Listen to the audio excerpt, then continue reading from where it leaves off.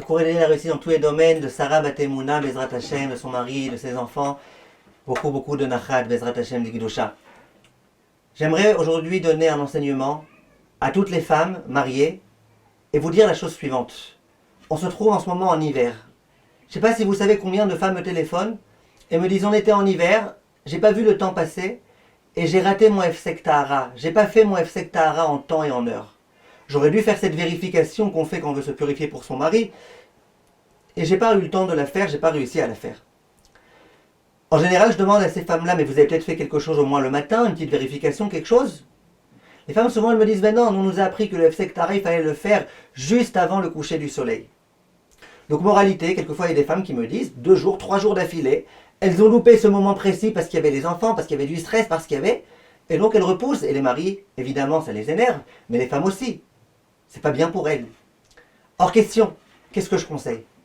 Alors je vais vous dire la vérité. C'est vrai que le Hefsek Tahara, pour qu'il soit bien fait, Kacher, la méadrine et tout, c'est bien qu'il soit fait un peu avant le coucher du soleil. Quand on dit un peu avant, ça peut être une demi-heure avant, ça peut être 1 heure avant. C'est bien de le faire en fin d'après-midi, au moment du coucher du soleil. Simplement une femme qui se connaît et qu'elle sait qu'elle risque d'oublier. Cette femme-là, moi ce que je lui conseille, fais-le depuis le matin. Comme ça, si Bezrat Hashem, tu te rappelles un petit peu avant la shkia, avant le coucher du soleil, tu referas. Mais au pire, si tu as oublié, tu auras au moins celui du matin qui sait les sorties propres, il pourra être valide. Or c'est vrai que c'est pas le top du top de le faire le matin, mais ça marche quand même a posteriori. Donc c'est sûr que dans un cas où une dame elle me dit moi j'ai pas fait juste avant la shkia mais j'en ai fait une le matin ou à midi ou à 1 heure de l'après-midi, c'est sûr que je lui dirais bon ça va alors, t'as un Hefsek Tahara qui est valable. Et même si cette dame-là elle me dit mais j'ai oublié de faire le mordachouk, la vérification qu'on fait juste ensuite, c'est pas grave, le mordachouk a posteriori, c'est pas obligatoire, c'est une khumra le mordachouk, ainsi que le Rama le dit.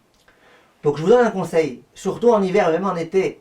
Bien sûr, mettez des réveils dans votre téléphone pour vous rappeler qu'il faut faire le Hefsek Tahara. Bien sûr, faites ce que vous pouvez, mais si en tous les cas vous voyez depuis le matin ou depuis le midi que vous êtes propre et que vous pouvez faire une bdika et que vous savez qu'ensuite les heures de l'après-midi c'est des heures toujours tellement stressées que vous risquez d'en venir à oublier, alors faites déjà une vérification le matin ou à midi ou dès que vous vous souvenez.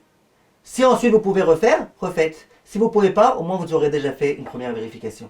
Kol tov et be'atzlacha.